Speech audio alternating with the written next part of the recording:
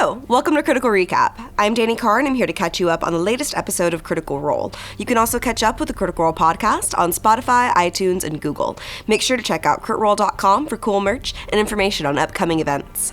Now, here's what happened on episode 88, Unwanted Reunions. Heavy with battle fatigue, the Mighty Nein head to the CAMAROOTH cottage on the King's Dime to rest and clean up. Bo befriends some punk dwarf teenagers that work in the tavern who steal her some very fine booze. They celebrate the return of Yasha, and Ford gifts her the mysterious book that Caleb gave him. Everyone gathers in Caleb's room, where they discuss the day and their plans for the meeting with MARTINET and LETH. They're all nervous about working with Trent, but they know they have to play this game with so much at stake. Considering how the last 24 hours went, I feel pretty comfortable saying if he looks at you sideways, we will not leave enough of him to be found. We have to work. We could just do that. We could just kill him, chop him up into little tiny pieces, and then we escape to your house and we never come back. I suppose what I meant is we're going to try and keep you safe. They want to update the dynasty, but realize that a sending spell isn't enough.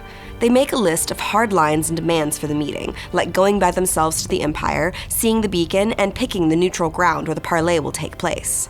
Nott explains to Yasha that they have been playing both sides of the war in order to foster peace, but that this is the first time they've seen the Empire claim to want peace as well. This makes them all nervous about how honest the Empire is being. Before heading to bed, Clay gifts Ford a customized symbol of the Wild Mother that he made at the forge, and Ford thanks him for all his help and guidance. In the night, Yasha has a dream of the Stormlord and her broken shackles. You look back up, and in the sky you can see the roiling clouds themselves, the glowing electric eyes of the entity that found you on the ship all those weeks before. No words, but a sense of pride and welcoming. And you sleep the best sleep you've had in a very, very long time. After breakfast, they meet privately with MARTINET, LUDINUS, LETH in a tower in the Candles. No one has found Vince, but investigations into the cult of the Angel of Irons are underway. MARTINET wants to end the war, as it doesn't help him to guide people that live in fear. However, the dynasty's worship of the Luxon upsets the king, and it is rumored that the dynasty covets the Empire's land. Clay and Caleb pick up that the MARTINET is not being completely truthful, especially about his knowledge of the beacon. He will let them go on their own to discuss the terms of the dynasty, but disagrees with most of their rendezvous options until they suggest the Menagerie Coast. As a token of his trust in them, the MARTINET has obfuscated Yasha's involvement in the attack on the Cobalt Soul. In order to see the beacon and Trent, the MARTINET takes them to the sanatorium where Caleb was kept for 11 years. They are led to a laboratory, where Eadwulf is assisting Trent. Is it him? Make a perception check. Him. His friend. The one he described. 22. 22? It's been a while, but yeah. Trent claims to have only had the beacon for a few weeks, and that archaeologists uncovered it in Pride's Call. He seems willing to part with it, claiming that it is merely a religious item and holds no danger or interest. Nott attempts to commune with the beacon and figure out if it has been altered. She cannot discern any changes to it, but Trent notices the party's familiarity with it, especially Caleb's. They try to see some of Trent's research, but he refuses to share. He and Caleb continue back and forth, with Bo calling Trent out on some of his lies. He deflects, and the MARTINET diffuses the tension, leading them out. He apologizes for Trent's behavior, recognizing that he is a creepy liar, but has his uses.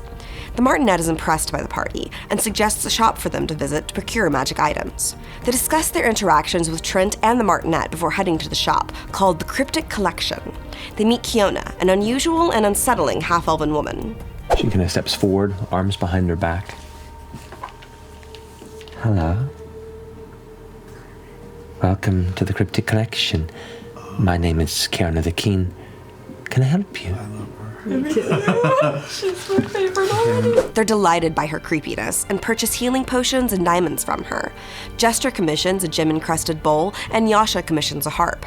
Ford offers to procure her some items, and she asks for Pride's silk, a very valuable silk from worms in Pride's Call.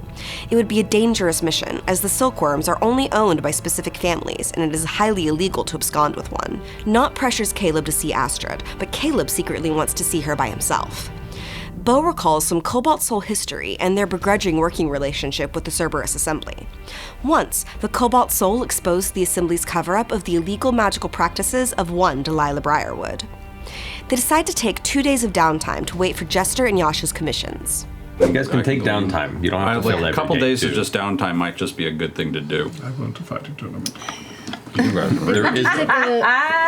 There isn't a public one here. If you wanted to take some downtime to inquire about like any underground fight rings, you can definitely take that as part of your downtime activity. That is it for episode 88 of Critical Role. But is that really it? I have some thoughts.